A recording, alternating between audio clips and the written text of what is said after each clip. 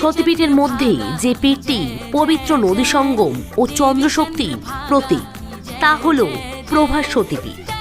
এই সতীপীঠটি অবস্থিত গুজরাটের জুনাগড় জেলার বেড়াভাল শহরের কাছে সোমনাথ ট্রাস্টের শ্রী রাম মন্দিরের পেছনে হরিসিদ্ধি মাতার মন্দির ও হরিহর অরণ্যের সন্নিকটে।